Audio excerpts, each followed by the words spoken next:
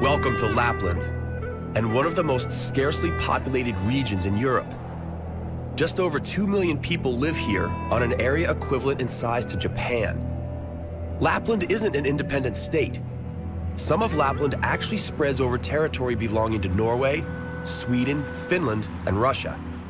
We enter Lapland via the largest town of northern Norway, Tromsø.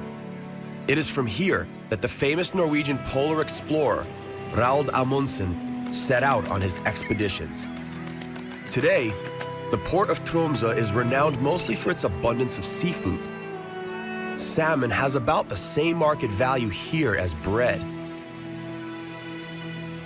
The most recognizable creature spotted quite often in Lapland is the reindeer. Whether you believe in Santa or not, you ought to give way to reindeer on the roads. Wild reindeer weigh about 150 kilos. The locals will be sure to warn you to steer clear of them. Reindeer have short, thick coats that serve as the perfect protection against cold and dampness. Reindeer are capable of covering up to 160 kilometers a day, and they are surprisingly great swimmers. In the northern part of Lapland, it is easy to get carried away by the sheer beauty of the Norwegian fjords. Here, the coast has been shaped into a bizarre system of bays and inlets. There is only one other place on the planet where this type of coast can be found: in South America, in the country of Chile, on the opposite side of the globe. Fjords are created in mountainous regions that are in close proximity to the sea. In order to develop, they require the continuous pressure of advancing glaciers, combined with the deepening of river valleys. In these waters, fishermen will find both common salmon and the Atlantic salmon. Both species of salmon make the water of the fjords their home. Some of the fjords are tens of kilometers long. Most of Lapland lies beyond the Arctic Circle. Therefore, in the northernmost parts of Lapland, the sun never quite sets during the summer solstice and never rises above the horizon during the winter solstice. Should you feel that you are incapable of dealing with all your chores on a normal day, you should try this out. Your biorhythm is hugely different here. The polar summer, a time of the never-ending day, commences from the middle of May and goes through the end of August. During this period, the sun resembles a tennis ball flying over the net, never disappearing beyond the horizon. Instead, it just bounces right back. It is called the midnight sun. Those who consider Lapland to be the land of snow and ice are mistaken. Even here, nature happily offers pleasing views of spring meadows in bloom. In winter, the red signs serve as necessary orientation points for snowmobiles. In the summertime, however, the cable car is a more convenient mode of transport. Take this cable car up to Mount Njula. During the 2-kilometer ascent, the passengers admire breathtaking vistas of Nordic landscapes, uniquely devoid of human beings. Here, it takes a small miracle to encounter another human being. Thousands of tourists from around the world flock to myriad nature reservations in Lapland, clamoring only to admire its unspoiled beauty. They leave with memories of immense lakes, countless rivers and brooks, dense forests, beautiful mountains, and deep valleys. Many believe that experiencing the magic of the local nature is akin to an intense cleansing experience, normally associated only with a health or relaxation spa. We will conclude our trek through the vastness of Lapland by visiting the Finnish village of Nelim. Nelim lies on the shores of the largest lake in Lapland, Lake Inari. Its northern shores are referred to as the real Lapland. If you are lucky, you may encounter a genuine Sami. Unfortunately, there are only 70,000 members of this culture remaining in the whole of Lapland. At this time of year, the lengthy day is nowhere near its end just yet. However, we are running out of time. So let's bid farewell to the land of the midnight sun and head south to a warmer climate.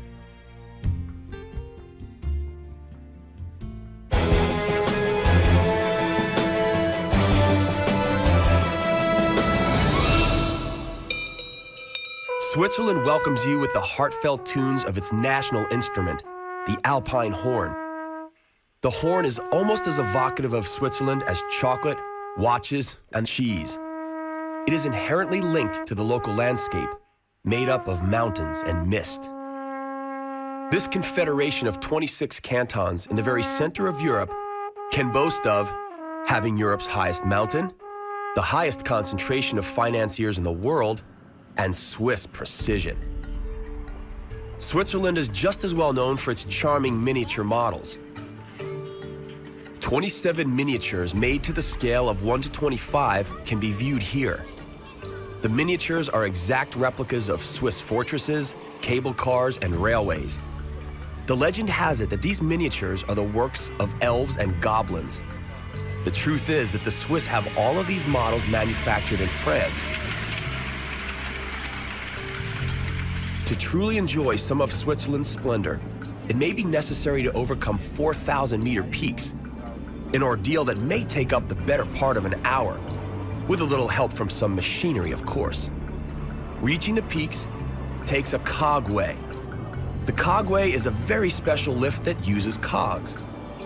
The one seen here happens to be the steepest one in the world. It overcomes inclines of up to 48 degrees and has been in operation since the end of the 19th century. Sweeping views signify the end of the peaceful journey through the rock massifs. From the summit of Pilat, the mountain towering above Luzerne and what is believed to be the final resting place of Pontius Pilate, we can see almost all of Switzerland. That is, if the valleys aren't veiled in fog or mist. The residents of Luzerne have an explanation for this haze. Legends say that because dragons have become fond of the mountain, they linger in the area, unleashing fiery vapors and causing the fog and mists to become dense. When it comes to ecology, the Swiss are a lot more advanced than their neighbors. The mass usage of trains alone is a significant indicator of their close relationship to nature.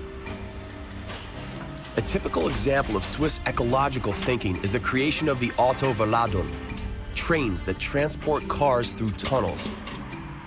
And because you're in Switzerland, you could easily set your watch by the precision of the train's schedule.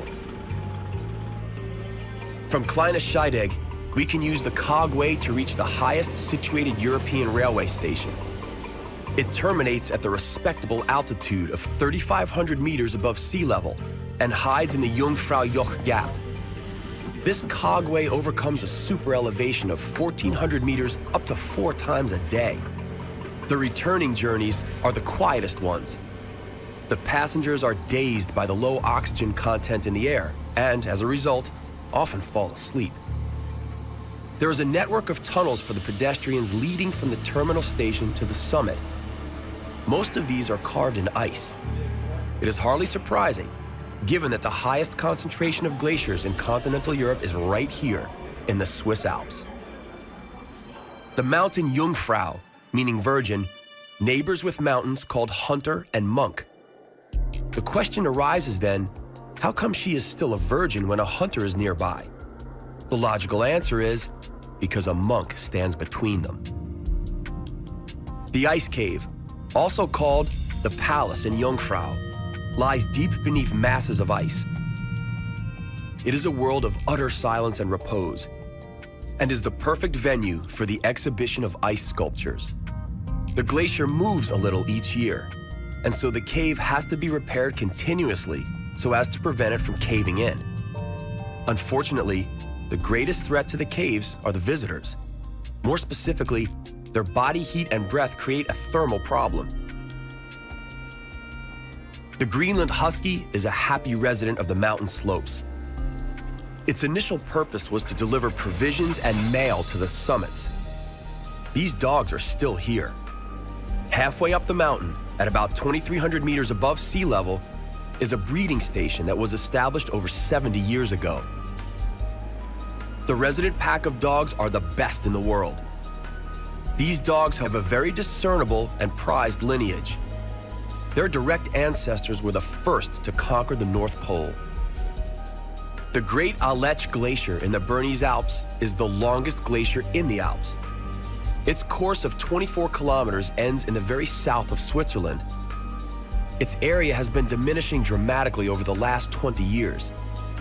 The Bernese Alps are the largest and the most significant mountain range in Switzerland and throughout the European continent. The mountain range is distinguished by its significant degree of glaciation. It is time to head off to the Wallis region, which lines 40 peaks exceeding 4,000 meters. The fantastic pistes are as much a lure as Swiss cheese. The Swiss are true masters in this domain. They rotate the manufacture of 3 types of cheese here: Brignon for raclette, the smaller, semi-soft Tome, and the soft Sirac. Raclette is one of the Swiss cheese specialties. It is melted cheese served with hot, unpeeled potato chips. Wallis is the largest wine canton in Switzerland due to its spread over 5,000 hectares. Today, over 50 different kinds of wine are cultivated here. The snowcaps took the wine growers by surprise. The grapes are peeking from beneath their white cover, and many a wine grower looks forward to ice wine. The sight of vineyards, though, serves as a reminder that our time in Switzerland is up and that it is high time to head off to one of Europe's loveliest regions. We are off to explore the region that gave its name to the most famous wine in the world.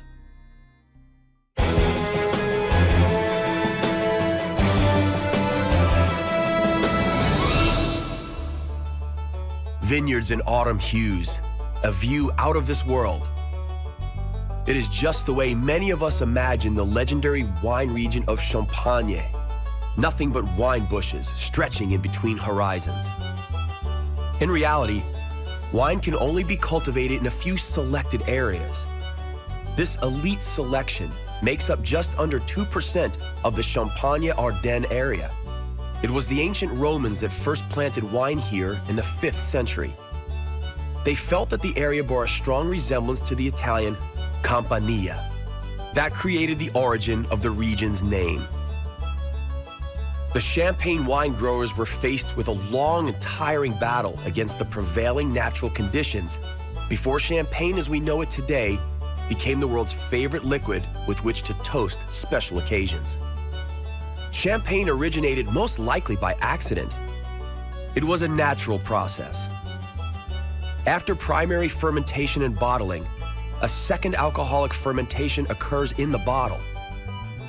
Nowadays, a single method called the méthode champenoise is used. The grape juice, extracted using only the pressure by hand, is allowed to become regular wine first. The bubbles occur in the next phase. Carbon dioxide is released from the casks into the surrounding air during fermentation. The wine is subsequently bottled, with sugar added to ensure the secondary fermentation. That corked bottle is then laid to rest in a wine cellar for several months. There are some 450 villages in Champagne, where champagne is made, and each one has a slightly different taste. This is Lac du Der. With a surface area of 48 square kilometers, it is Europe's largest man-made lake. Its weirs, or barriers, protect Paris from floods, and the water from the River Seine is controlled from here. Even though this isn't a natural lake, fauna abounds here. The conservationists are aware of its importance to bird migration. The migrating birds either winter over or nest here. When these elegant birds cluster together, it is a sight worth seeing and something that cannot be missed by passionate ornithologists. The only ones not all that enthusiastic about the birds are local farmers. The cranes attack surrounding fields each morning to feed on bulbs, roots, and other sources of digestible energy. Thankfully, the birds are protected, and so the farmers can only helplessly observe. And so nature lovers may take pleasure in watching squadrons of migrating birds each fall. The tranquility, the comparatively cheap lifestyle, the good wine, and the pretty country girls are what likely attracted many artists to the region. The painter, Pierre-Auguste Renoir, was doubtlessly the best known among them. Unique colors and quality of light kept him busy. A job well done was rewarded by another local delicacy, one that grows underground. The dogs are trained for a very specific task, finding truffles. Sociable breeds, such as Labradors and Shepherds, are commonly used for this purpose. Hunting dogs are not suitable. Despite the high value of truffles, the making of champagne is still the primary business activity of this region. The market value of champagne truffles is currently about $500 per kilo. The window of opportunity to collect truffles is rather short, only the few weeks from the end of September to the beginning of December. It is important that the ground is not frozen more than 2 to 3 centimeters under the surface, or else the planters may bid their bounty goodbye. We can only envy their autumn dog-walking strolls through breathtaking nature in search of one of the world's most sought-after gastronomic treasures.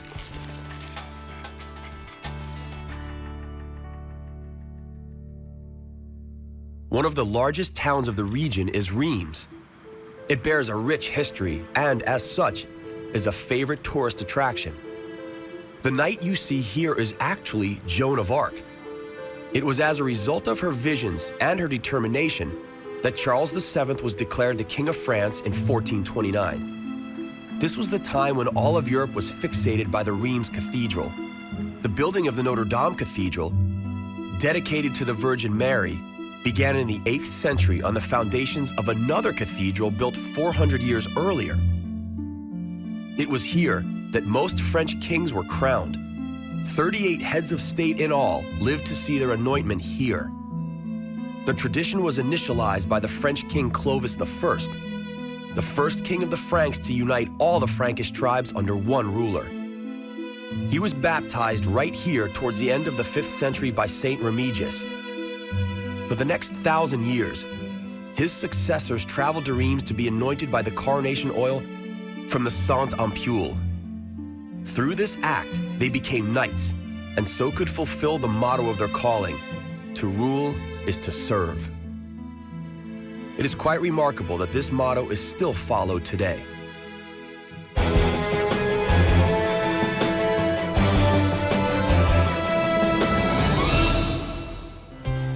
Historical events are what will be at the center of today's final destination. Gibraltar welcomes you. It is the southernmost cape of Europe, almost touching Africa. A cradle of history, Gibraltar is a strategic strait at an important shipping crossroad. It is also the only British overseas territory on the old continent. And even if it may seem irrelevant, it is also the only part of Europe where monkeys live naturally. We crossed the Spanish border in a village quite significantly called Linnea, and out of nowhere we materialized in the United Kingdom. Spain was forced to concede Gibraltar to Britain in 1713 under the Treaty of Utrecht, which concluded the war. The Spanish never quite accepted this, but in a referendum in 1967 and again in 2002, the Gibraltarians voted overwhelmingly to remain under British sovereignty. During the last attempt of Spain to retake Gibraltar in the years 1779 to 1783, the British dug out a 113-meter-long tunnel into the rock while under siege. This tunnel enabled them to bombard the Spanish from atop the mountain. What we are seeing here is a cloud that is inseparably linked to the Rock of Gibraltar. The cloud is known as Levanta. When the wind blows from the east, the cloud is trapped on the rock peak and forms one of the most recognized symbols of Gibraltar. The Rock of Gibraltar is used as a resting place by great numbers of migrating birds en route from Africa. There are about 270 different kinds of birds found here. There is no source of water on the rock. Even so, it is covered in vegetation. Over 600 different plants, ferns, and lichens grow here, 6 of which grow nowhere else in Europe. Nature tackled the lack of water on the rock with admirable ease. The plants actually desalinate seawater. That is one of the reasons the Rock of Gibraltar is considered a very unique formation. not only from the geopolitical point of view, but also from the biological perspective. These members of the animal kingdom are no less unique, as this happens to be the one and only colony of monkeys living freely on the European continent. These monkeys are Barbary macaques. No one knows exactly how they got to Gibraltar, but there are countless theories on the matter. Locals think highly of the monkeys despite their shameless cheekiness with which they rob tourists of their snacks. There is a saying that as long as the monkeys remain, Gibraltar will stay British. There's gotta be something to this. During World War II, none other than Winston Churchill himself ordered that the dwindling numbers of monkeys in Gibraltar be replenished. Today, the monkeys are safeguarded by the Helping Hand organization. Because the macaques are extremely tame, they face a difficult problem. People spoil the monkeys with various treats, which are often harmful to them. The organization's director would prefer that all human contact with the monkeys were banned. However, such a ban could easily eliminate one of the major attractions bringing tourists to Gibraltar. Let us now retreat into the interior of the St. Michael's Cave. It is an extensive stalactical labyrinth. People believed that the cave was bottomless. A legend exists about an underwater tunnel leading all the way to Africa. The legend is not based on fact. However, an unexplained mystery prevails. Sometime around the year 1840, a Lieutenant Mitchell, along with another officer, were seen lowering themselves into the cave, never to come out.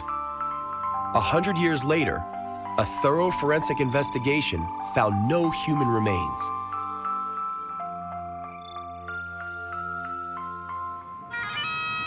This British piper of Nepalese origin will see us off on today's final stop. It is the southernmost point of Gibraltar, referred to by the locals as Europa Point. Its name signifies the fact that this is where Europe ends. Gibraltar has always been a very strategic place. The Strait of Gibraltar separates the Atlantic Ocean from the Mediterranean Sea. To the north lies Spain and Gibraltar. To the south lies Morocco and the Spanish town of Ceuta. The lighthouse truly may claim to be one at the very end of the world. And it is the lighthouse that bids us farewell.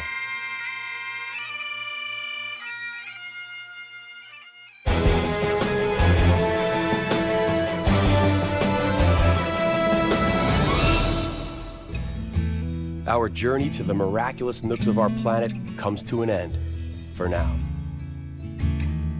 On the next exploration of our compelling and bountiful planet Earth, we will travel to the very north of Great Britain, the Shetland Islands.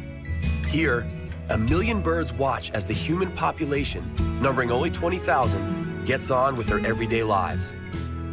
We will then travel from the very end of the world to its very center.